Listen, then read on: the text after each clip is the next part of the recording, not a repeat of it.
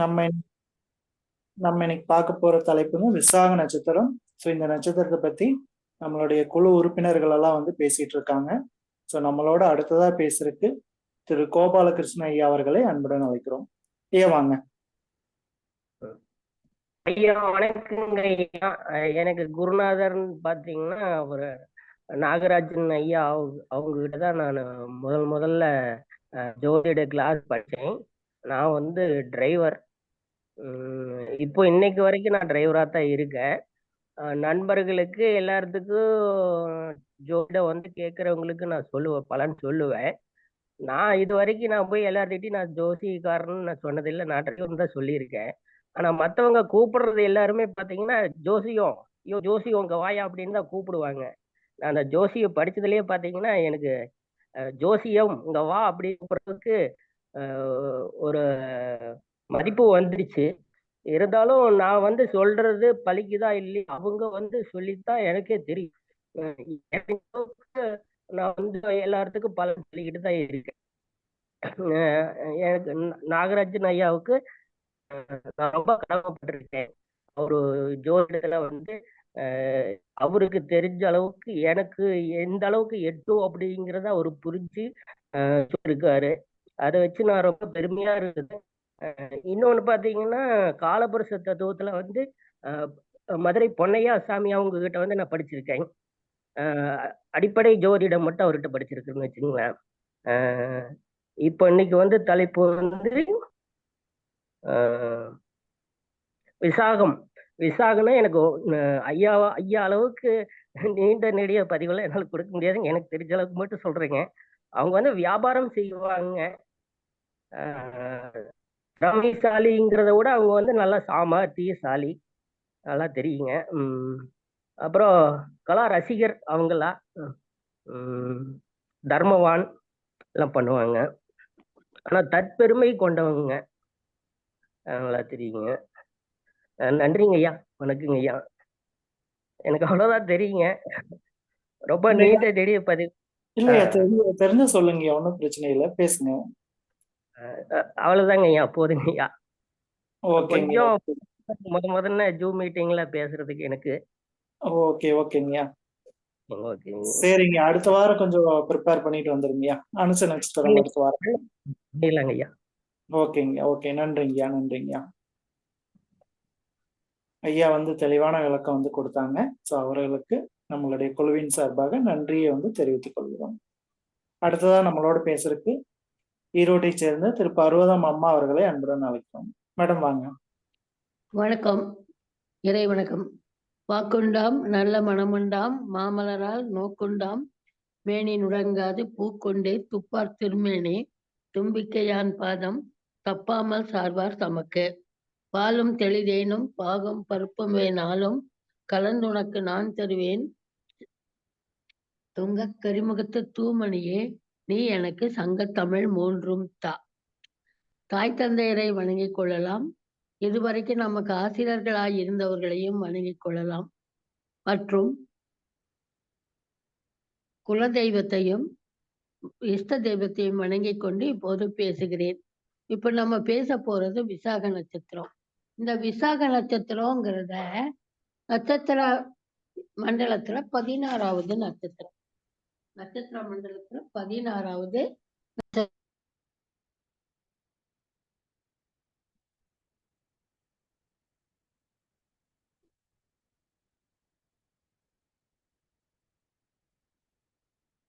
Madam mute ஆயிட்டீங்க.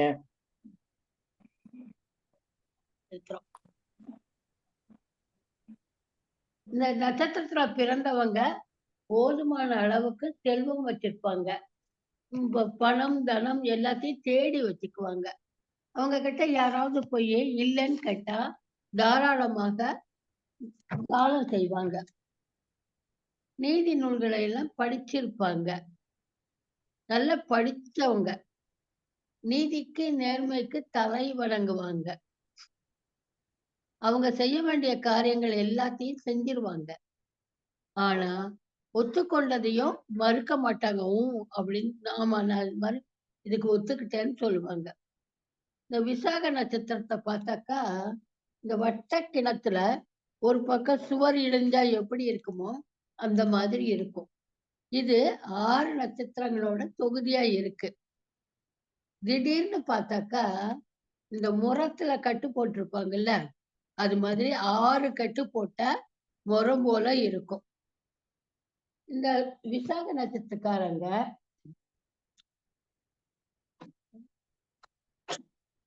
உடைய யோனி பெண்புலி. இவர்களுக்கு தெய்வம் ஈஸ்வரன், காளி. பூதம் அக்னி. கோத்திரம் மகாலட்சுமி கோத்திரம். பச்சி வெள்ளக்குருவி. விருட்சம் விளாமரம். கணம் ராட்சத கணம். வெள்ளிக்கிழமை ஜென்ம வாரம். இந்த நாளில பெண் வயசுக்கு வந்தா, விசாக நட்சத்திரத்து அன்னைக்கு ஒரு பெண் வயசுக்கு வந்தா அந்த பெண் விதவை ஆயிடுவா. வருஷம் பிறந்துச்சுன்னா தானிய விளைச்சல் குறைஞ்சிரும். விசாக நட்சத்திரத்துக்கு ஐப்பசி மாதம் சூன்ய மாதம். இந்த விசாக நட்சத்திரத்துக்காரங்களுக்கு நோய் வந்துச்சுன்னா 12 நாள் ஆனாதான் அந்த நோய் முடியும். அப்புறம் ஐப்பசி மாதம் பகை மாதமும் கூட. தை மாதம் சூன்ய மாதம்னு சொல்றாங்க விசாக நட்சத்திரத்துக்கு.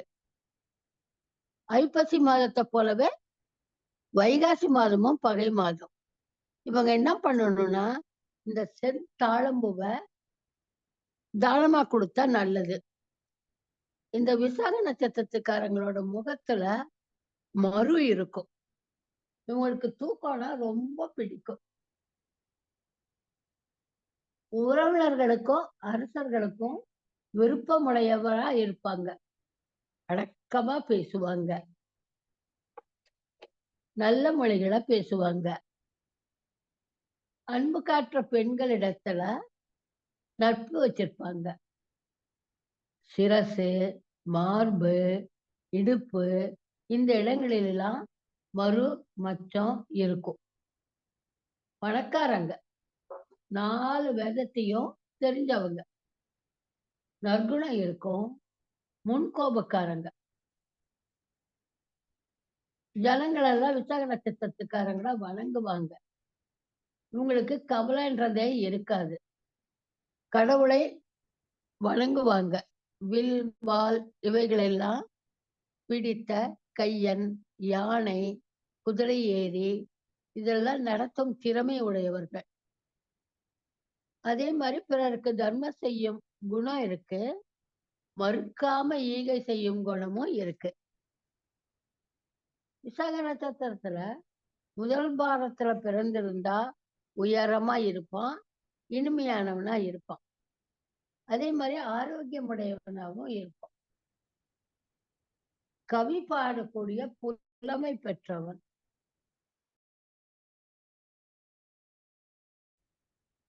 இந்த ஏதாவது பொருள்களை வாங்குறது, விற்கிறது இந்த மாதிரி தொழில் செய்வான். 2ஆம் பாதத்துல பிறந்திருந்தா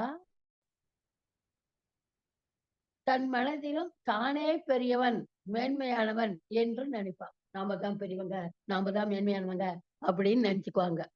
அதே மாதிரி மந்திர சாஸ்திரம் தெரிஞ்சவங்க, மாய மந்திரம் எல்லாம் தெரிஞ்சவங்க. அதிக பெண்களுடன் பழக்கம் உள்ளவர்கள். வாக்கு வன்மை உடையவர்கள். சத்திய வாக்கு. நோயாளி யோகத்தில் பிறந்தவர்கள். நன்மார்க்கம் உடையவர்கள், சந்தோஷம் உடையவர்களாகவும் இருப்பாங்க. 3ஆம் பாதத்துல பிறந்திருந்தா எந்த காலத்திலையும் நீங்காத பலம் இருக்கும் இவங்க கிட்ட. அதே சமயத்துல திருட்டுத்தனமும் இருக்கும். பிள்ளையா இருப்பாங்க. பல நன்மை தரும் விஷயங்களை தெரிஞ்சுக்கிட்டவங்க. படபடன்னு பேசுவாங்க.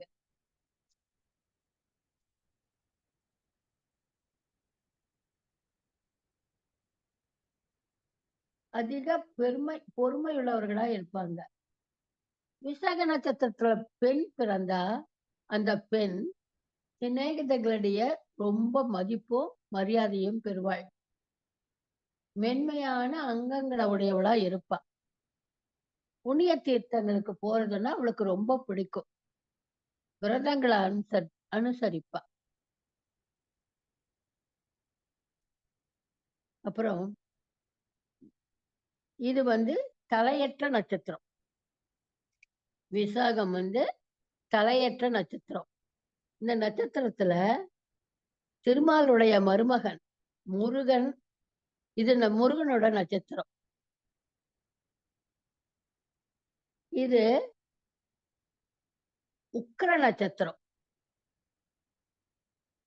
இதுல என்னென்ன செய்யலாம்னா, வித்யாரம்பம் கல்வி தொடங்கலாம், சிற்பம், நாட்டியம் இந்த கலை படிக்க தொடங்கலாம், ஓவியம் கத்துக்கலாம், புது வாகனம் வாங்கலாம், கால்நடை வாங்க நல்லது, கிணறு வெட்டுறதுக்கு சிறந்த நாள், சூரியன் சஞ்சரிக்கும் போது பண்டத்தோட விலையெல்லாம் குறையும். ஜூன் மாத நள்ளிரவுல இந்த நட்சத்திரத்தை வானத்துல பார்க்கலாம். இவங்க குறைவாதான் கவலைப்படுவாங்க. நடையில மிடுக்கு இருக்கும் இவங்க கிட்ட. இவங்களோட பலரும் மரியாதையா நடந்துக்குவாங்க. இவங்க உறவினர்களுக்கு உதவுவாங்க.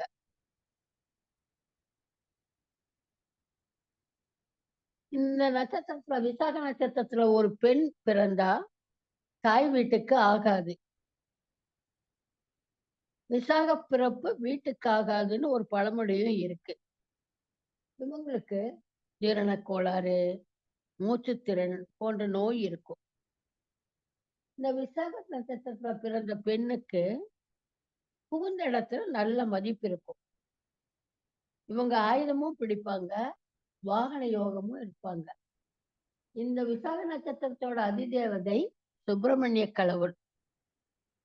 அபசவ்ய நட்சத்திரம் மேற்கு திக்கும் தான் இதற்கு உரிமையுள்ளது. மேற்கு திக்கும் இதுக்கு உரிமையுள்ளது. இந்த ராசிக்கு வருணனே அஷ்டதிக்கு பாலகன் ஆவார். பாலகர்ல ஒருத்தர் ஆவார் வருண பகவான். ஞாயிறு, திங்கள், செவ்வாய் இந்த கிழமைகள்ல விசாகம் வந்தால் அன்னைக்கு மரண யோகம் தான் வரும். இதுல பிறந்தவங்க சான்று செஞ்சுக்கணும். இதுல மாவு, தண்ணி இதெல்லாம் யாத்திரைக்கு எடுத்துட்டு போக நல்லது. விசாக நட்சத்திரத்துல முதல் பாகத்துல பிறந்தவர்கள் வெட்டு 1 துண்டு 2ன்னு பேசுவாங்க. இவங்களுக்கு கோபம் நிறைய வரும். உயர்ந்தவர்களையும் நல்லவர்களையும் சேர்ந்து வாழ்வாங்க. உயர்ந்த குடியில தான் பிறந்திருப்பாங்க. இவங்க இந்த தோல் வளையம் அப்படிங்கிற ஒரு ஆபரணத்தை அணிஞ்சிருப்பாங்க. இவர்களுக்கு படைத்தலைவனாகிற வாய்ப்பு உண்டு. அளவு கூட யாருக்கும் பயப்பட மாட்டாங்க. இது செவ்வாயின் அங்க அங்க அங்க அங்கிசத்தில் பிறந்தவர்கள் ஆவார்கள். விசாகம் 1ஆம் பாதத்துல பிறந்தவங்க. விசாக 2ஆம் பாதத்துல பிறந்தவங்க மார்பகன்றே உயர்ந்த உருவம் உள்ளவராக இருப்பாங்க. சந்திரன் போன்ற முகத்தில் மச்சம் இருக்கு. உயர்தர உணவையே சாப்பிடுவாங்க. அவங்கள விரும்பி ஆதரிக்கிற பெண்கள் மேல அன்புடையவர்களா இருப்பாங்க. இவங்க அறிஞர்களாகவும் இருப்பாங்க. அப்புறம் அதே மாதிரி 3ஆம் பாதத்துல பிறந்தவங்க வேத மந்திரங்களை நல்லா படிச்சிருப்பாங்க. அழகான தோள்கள் உள்ளவங்க. இவங்க உருவம் கம்பீரமான தோற்றத்தோட இருக்கும். எப்பொழுதும் பொய்கள் எதுவுமே பேச மாட்டாங்க. எல்லா விஷயங்களிலும் உள்ள உண்மைய அறிஞ்சுக்குவாங்க. இவன் அறிவில் சிறந்த வித்வானா இருப்பான். இந்த 2ஆம் பாதத்துல 3ஆம் பாதத்துல பிறந்தவங்க புதனோட அங்கிசத்துல பிறந்தவங்க. 4ஆம் பாதம் நீண்டு உயர்ந்த வடிவம் இருக்கும். எதை செஞ்சாலும் நல்லதாவே செய்வாங்க. நியாயம் சொல்றதுல கெட்டிக்காரங்க, நிபுணருங்க. பெரிய மாளிகையில வசிப்பாங்க. அரசாங்கத்துல அவங்களுக்கு அரசாங்கத்தால மகிழ்ச்சி கிடைக்கும். மனைவி மேல அதிக பாசம் உள்ளவங்க. பாசம் வைக்க மாட்டாங்க. மனைவி மேல அதிக பாசம் வைக்க மாட்டாங்க. இவங்க காளி உபாசனை பண்ணுவாங்க. இவங்க சூரிய அங்கத்துல பிறந்தவங்க, 4ஆம் பாதத்துல பிறந்தவங்க. மத்த பலன்களை எல்லாம் பார்க்கலாம். விசாகத்துல உள்ள சூரியனை சந்திரன் பார்த்தால் அநேக பெண்களை அவருக்கு ஆதரிக்க வேண்டி வரும். விசாகத்தில் இருக்கிற சந்திரனை சூரியன் பார்த்தால் பிறருக்கு கடன் கொடுத்து வியாபாரம் செய்து பலன் சம்பாதிப்பாங்க. விசாகத்துல உள்ள செவ்வாய சூரியன் பார்த்தால் மனைவிய வெறுப்பாங்க. பொதுவாக வெளிநாட்டுல தான் வசிப்பாங்க. விசாகத்துல உள்ள புதன சூரியன் பார்த்தா நல்ல திருமண வாழ்க்கைய அனுபவிப்பாங்க. பெரிய தொழிற்சாலையில தலைமை பதவியில இருப்பாங்க. விசாகத்துல இருக்கிற குருவை சூரியன் பார்த்தால் நல்ல ஆரோக்கியம், செல்வம், இன்பகரமான குடும்ப வாழ்க்கையெல்லாம் இவங்களுக்கு கிடைக்கும். விசாகத்துல இருக்கிற சுக்கிரனை சூரியன் பார்த்தா நல்ல குணவதியான அழகிய மனைவியே கிடைப்பா. நிலபுலன்களையும் கட்டடங்களையும் வாங்குவாங்க. விசாகத்துல இருக்கிற சனிய சூரியன் பார்த்தால் ஏழை தந்தையுடன் சுமூகமான உதவி இல்லாதவன். அப்பா கூட ஒத்துமையா இருக்க மாட்டான். அதே மாதிரி அப்பா கிட்ட இருந்து உனக்கு எந்த நன்மையும் கிடைக்காது. விசாகத்தில் உள்ள 1ஆம் பாதத்துல சூரியன் இருந்தா, பெண் ஜாதகத்துல இருந்தா, சுக்கிரன் ஹஸ்த நட்சத்திரத்துல இருந்தா அவளுக்கு திருமணமே நடக்காது. இவ பிறரோட கள்ள தொடர்பு தான் வச்சிருப்பாங்க. ஆண் ஜாதகமாக இருந்தால் திருமணம் தாமதப்படும். திருமணத்துக்கு பின்னால டைவர்ஸ் ஆகும். 1ஆம் பாதத்துல சந்திரன் இருந்தால் ஜாதகன் மாட்டுத்தரகன் தொழில் செய்து நல்ல லாபம் சம்பாதிப்பான். விசாகம் 1ல செவ்வாய் இருந்தால் வருமானத்தை விட செலவு அதிகமா இருக்கும். உடல்ல ஊனம் இருக்கும். இல்லைன்னா ஏதாவது குறை இருக்கும். யாரையும் மதிக்க மாட்டான். விசாகத்துல 1ஆம் பாதத்துல புதன் இருந்தால் புதனும் சனியும் சேர்ந்து செவ்வாயால பார்க்கப்பட்டால் என்ஜினியர் தொழில், ஏதாவது கல்வி ஸ்தாபனத்துல உத்தியோகம் செய்வான். இந்த அமைப்பு உள்ளவனுக்கு 30 வயசுக்கு மேலதான் திருமணம் ஆகும். 31 வயசுக்கு மேல இவனுக்கு கவர்மெண்ட் உத்தியோகமும் கிடைக்கும். விசாகம் 1ல குரு இருந்துச்சுன்னா புதன், சுக்கிரன், கேது இவங்க 3 பேரும் சேர்ந்து பூராட நட்சத்திரத்துல இருந்துச்சுன்னா அந்த ஜாதகனுக்கு ஒரு சகோதரன், 3 சகோதரிங்க இருப்பாங்க. நடுத்தர கல்விதான் அமையும். தந்தையோட சொத்துக்கள் அவன்கிட்ட வந்து சேர்ந்துரும். சாஸ்திரங்கள் அறிந்த நிபுணன் அவர். ஆனா கோர்ட் வழக்குல மாட்டிக்குவான். விசாகம் 1ல சுக்கிரன் இருந்தா சனியோட சேர்ந்தா அவன் வந்து இன்டலெக்சுவல் டைப்பா இருப்பான். அரசாங்க உத்தியோகத்துல இருப்பான். 2 திருமணம் நடக்கும். 24 வயசுல இருந்துதான் நல்ல காலம் பிறக்கும். ஆனா இவனுக்கு மன வாழ்க்கையில இன்பம் இருக்காது. 57 வயசுக்கு பின்னால இருப்பிடத்தை மாத்துவான். சுக்கிரன் சந்திரனுடன் இருந்தால் ஜாதகன் பொருள்களை வாங்கி விற்பான். குடும்பத்தில் மிக்க பாசம், அன்பு இருக்கும். சனி இருந்தா குரு 7ல இருந்தா மலச்சிக்கல், வாயு சம்பந்தப்பட்ட வியாதிகள் இருக்கும். சூரியனும் புதனும் கேட்ட நட்சத்திரத்துல இருந்தா ஜாதகர்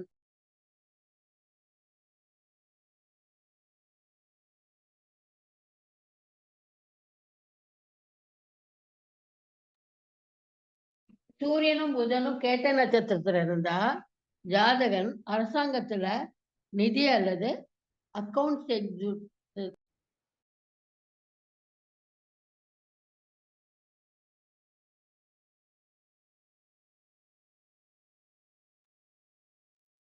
எக்ஸிக்யூட்டிவாக உத்தியோகம் பார்ப்பாங்க. 1ல ராகு இருந்தா நீதி நேர்மை இல்லாதவன், ஆனா செழிப்பா இருப்பான். எப்போதும் மத்தவங்களுக்கு உதவி செஞ்சுக்கிட்டே இருப்பான். இவனுடைய அவயவத்துல ஏதாவது ஒரு குறை இருக்கும். அதே மாதிரி 1ஆம் பாதத்துல கேது இருந்தா அவனுக்கு அவன் மேலேயே நம்பிக்கை இருக்காது. எப்போதும் மன தளர்வாவே இருக்கும். அப்புறம் சனியோட உள்ள கேது மிஷினரி சம்பந்தப்பட்ட தொழிலை செய்வான். 35ல இருந்து 40 வரை இவனுக்கு நல்ல காலமாக அமையும் அப்படின்னு சொல்லிட்டு எனக்கு வாய்ப்பு கொடுத்தமைக்கு நன்றி சொல்லிக்கிறேன். நன்றி, வணக்கம்.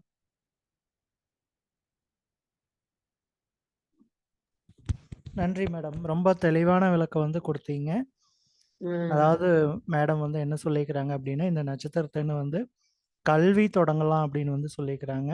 அதே மாதிரி நாட்டியங்கள் வந்து தொடங்கலாம். அதே மாதிரி சிற்பக்கலைகள், ஓவியங்கள் இதெல்லாமே வந்து தொடங்கறதுக்கு வந்து நல்லது இந்த நட்சத்திரம் அப்படின்னு வந்து சொல்லிக்கிறாங்க. அதே மாதிரி இந்த நட்சத்திரம் பார்த்தோம்னா ஐப்பசியும் வைகாசியும் வந்து மாதப்பகை நட்சத்திரம் அப்படின்னு வந்து சொல்லிக்கிறாங்க. ஏன்னா ஐப்பசியில தான் வந்து விசாக நட்சத்திரம் வருது. விசாகம் வந்து நட்சத்திரம் இருக்கிறனால ஐப்பசி மாதத்தில் அது வந்து உங்களுக்கு வந்து மாதப்பகைன்னு வந்து சொல்கிறாங்க. ஏன் அப்படின்னா ஐப்பசியிலேருந்து வைகாசி பார்த்தீங்கன்னா 6, 8 வந்து வரும். ஸோ அதனால தான் அந்த ரீசனுக்கு வேண்டி தான் வந்து இது வந்து மாதப்பகையாக வந்து எடுத்துருக்குறாங்க. ஸோ இது மாதிரி நல்ல நல்ல பாயிண்ட்டுகள் வந்து மேடம் வந்து தெளிவான விளக்கம் வந்து கொடுத்துருக்காங்க. ஸோ இவங்களும் வந்து ஒரு 30 வருடத்திற்கு மேலே வந்து பாரம்பரிய ஜோதிடராக வந்து இருக்கிறாங்க. இங்கே சொல்கிற கருத்துக்களும் வந்து வாழ்க்கைக்கு உதவுற மாதிரி தான் வந்து இருக்குங்க. ஸோ அதனால் எல்லாருமே வந்து கேட்டு பயன்பெறுங்க. மேடம் அவர்களுக்கு நன்றி. நன்றிங்க மேடம். ஸோ இன்றைக்கி நம்ம பார்க்க போகிற தலைப்பு விசாக நட்சத்திரம். அதுக்கு முன்னாடி விநாயகர் ஸ்துதி. 5 கரத்தனை யானை முகத்தனை இந்தி நிலம்பரை போலும் ஏற்றினை நந்தி மகந்தனை நாணக் கொழுந்தனை புந்தியில் வைத்தடி போற்றுகின்றேனே. குரு பிரம்மா குரு விஷ்ணு குரு தேவோ மகேஸ்வரா குரு சாசாத் பரபிரம்மா தஸ்மை ஸ்ரீ குருவே நமக. ஸோ இதுக்கு முன்னாடி பேசின எல்லா ஜாம்பவான்களுமே எல்லா கருத்துக்களும் சொல்லிட்டாங்க. நான் ஒரு 2-3 பாயிண்ட்ஸ் மட்டும் சொல்கிறேங்க. விசாகம் இது பார்த்தோம்னா ராகுவோடைய நட்சத்திரம். ராகுவோட கர்மா வாங்கின நட்சத்திரம் விசாகம் வந்து. இது வந்து சுக்கிரன் வீட்டில் இருக்கிற குருவோட நட்சத்திரம். அண்டு செவ்வா வீட்டில் ஒரு பாதம் வந்து விழுங்க. 3 பாதங்கள் வந்து துலாம் வீட்லேயும், ஒரு பாதம் வந்து விருச்சிக வீட்லேயும் வந்து விழும். இது வந்து உடைப்பட்ட நட்சத்திரம் அப்படின்னு வந்து சொல்லுவோம். ஸோ இந்த விசாகம் ராகுவோட கர்மா வாங்கிக்கிறதுனால இவங்களோட ஃபேமிலி வர்க்கத்தில் யாராவது ஒருத்தர் வந்து கவர்மெண்ட் வேலையில் கண்டிப்பாக வந்து இருப்பாங்க. ராகுனாலே நம்ம வந்து கவர்மெண்ட்னு எடுத்துக்கலாங்க. ஸோ ராகு அப்படின்னாலே கண்டிப்பாக வந்து அரசாங்க தொழிலில் வந்து இருப்பாங்க இவங்களோட ஃபேமிலி வர்க்கத்தில். அதே மாதிரி வந்து வெளிநாடு வாழ்க்கையில் இருப்பாங்க ஒருத்தர். இது வந்து 2 வந்து கன்ஃபார்மாக வந்து இருப்பாங்க. அரசாங்க தொழிலில் இருப்பாங்க, கவர்மெண்ட் தொழில் வெளிநாட்டிலையும் வேலையில் வந்து இருப்பாங்க. இதை வந்து கண்டிப்பாக சொல்லிடலாம். அடுத்தா பார்த்தோம்னா இந்த விசாகம் குரு சுக்கிரன் ராகு தொடர்பு ஏற்படுறதுனால கண்டிப்பாக வந்து காதல் வந்து ஏற்படுங்க. எங்களுக்கு வந்து இந்த விசாக நட்சத்திரக்காருக்கு காதல் இல்லாமல் வந்து இருக்காதுங்க. கண்டிப்பாக காதல் திருமண வாய்ப்புகள் வந்து 80% வந்து அதிகமாக வந்து இருக்கும் இந்த விசாக நட்சத்திரக்காருக்கு. ஏன் வந்து திருமணம் வந்து காலதாமதம் ஆகும் அப்படின்னு ஏன் சொன்னாங்க அப்படின்னா, இந்த விசாக நட்சத்திரத்துக்கு முன்னாடி வந்து செவ்வாய் நட்சத்திரம், பின்னாடி வந்து பின்னாடி வந்து செவ்வாய் நட்சத்திரம், சித்திரை நட்சத்திரம். முன்னாடி வந்து அனுச நட்சத்திரம். செவ்வாய் தான் வந்து மங்களகாரகன். தாலிக்கு சம்பந்தமே செவ்வாய் தான்.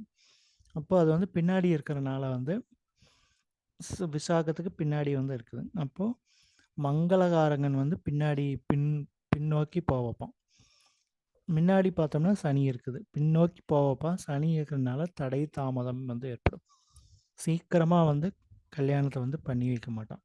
ஸோ இதனால தான் இந்த விசாக நட்சத்திரம் பார்த்தோம்னா திருமணம் வந்து காலதாமதம் ஆகும். ஏன் திருமணம்னு பார்த்தீங்கன்னா, இது காலபுருஷனுக்கு 7ஆம் வீட்டில் வந்து வந்துருச்சு. 7ங்கிறது திருமணம்.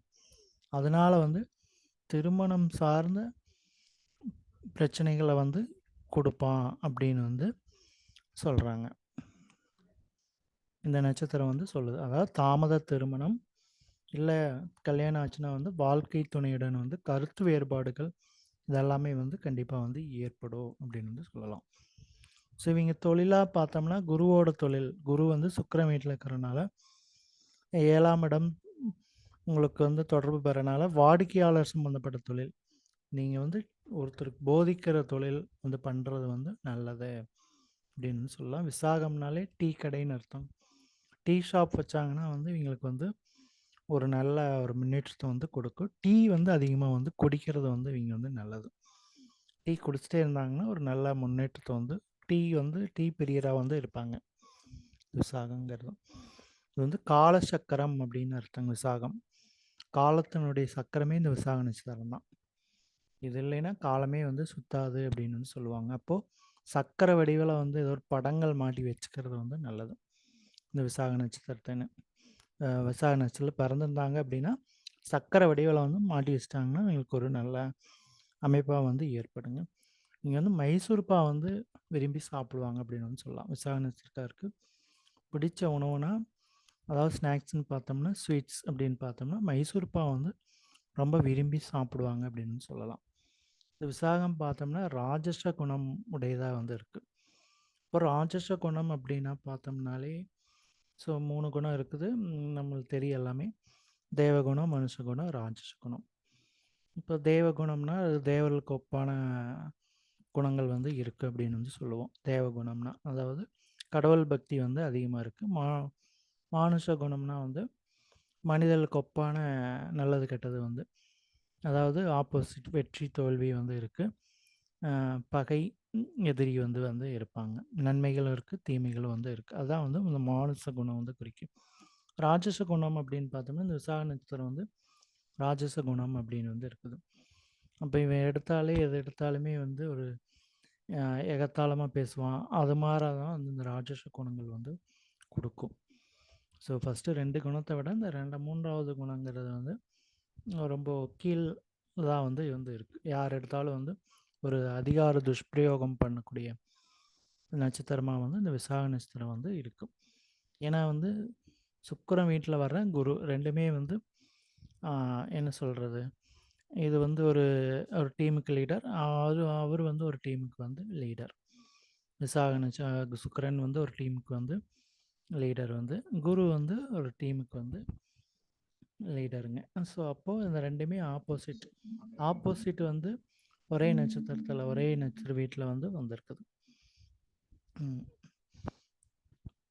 அதாவது பொருள் அணியோட லீடர் வந்து சுக்கிரனும், அருள் அணியோட லீடர் வந்து குரு. ஸோ அருள் அணிங்கிறது வந்து பொருள் அணி தான் வந்து நீங்கள் சம்பாதிக்கணும் அப்படின்னா பொருள் அணி நல்லா இருந்தால் தான் நீங்கள் எவ்வளோ கோடியாக சம்பாதிக்க முடியும். அருள் அணி இருந்துச்சுன்னா வந்து நீங்கள் வந்து தெய்வ பற்றுகள் வந்து அதிகமாக இருக்குது. ஸோ தெய்வ பற்றுகள் இருக்குது. தான தர்மங்கள் வந்து இந்த அருள் அணி தான் வந்து நிறையா வந்து பண்ணுவாங்க.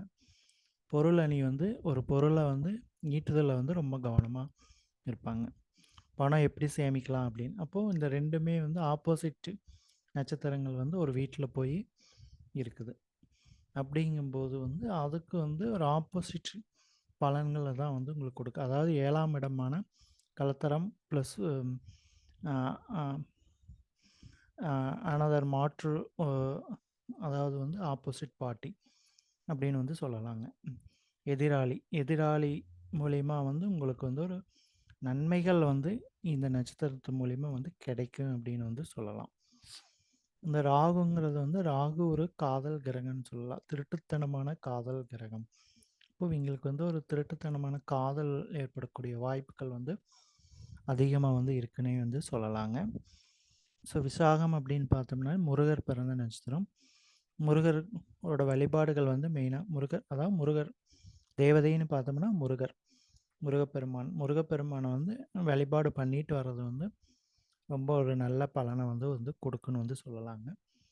அடுத்ததாக பார்த்தோம்னா இது எந்த 7, 8ல் வந்து வர்றனால 7ஆம் இடம் அப்படின்னு பார்த்துட்டோம்னா நோயின்னு பார்த்துட்டோம்னா இது வந்து சிறுநீரகத்தை வந்து குறிக்கிறது. 8ஆம் இடங்கிறது பார்த்தோம்னா ஆசன வாய்க்கு வந்து குறிக்கிறது. அப்போது சிறுநீரகம் அப்படின்னாலே இவங்களுக்கு வந்து சுகர் வரக்கூடிய வாய்ப்புகள் அதிகம்.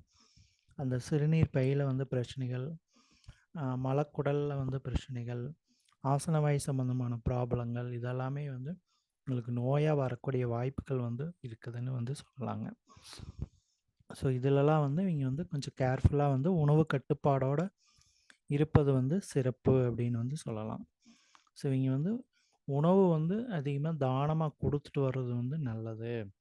நீங்கள் தானமாக எதை கொடுக்குறாங்கன்னா உணவு, அதாவது அன்னதானம் மெயினாக பண்ணிட்டு வந்தாலே இவங்களுக்கு வந்து வாழ்க்கையில் ஒரு நல்ல முன்னேற்றம் வந்து ஏற்படும் அப்படின்னு வந்து சொல்லலாம். ஸோ இவங்க வந்து முருகர் வழிபாடு, அன்னதானம் இதை மட்டும் இந்த விசாகர் பண்ணாங்கனாலே வாழ்க்கையில் ஒரு நல்ல முன்னேற்றங்கள் வந்து ஏற்படும் அப்படின்னு சொல்லி என்னுடைய சிற்றுரையை இத்துடன் முடித்துக்கொள்கிறேன். நன்றி, அனைவருக்கும் வணக்கம். ஸோ இதுக்காரும் அமைதி காத்த அனைவரும் அனைத்து வளமும் செல்வம் பெற்று இன்புற்று வாழ்க என்று வாழ்த்தி விடைபெறுகிறோம். மீண்டும் அடுத்த வாரம் வேறொரு தலைப்பில் சந்திப்போம். அனைவருக்கும் வணக்கம். சதீஷ், கோபால் பேசுனாரா? கோபால் ஐயா ஐயா பேசணுங்க.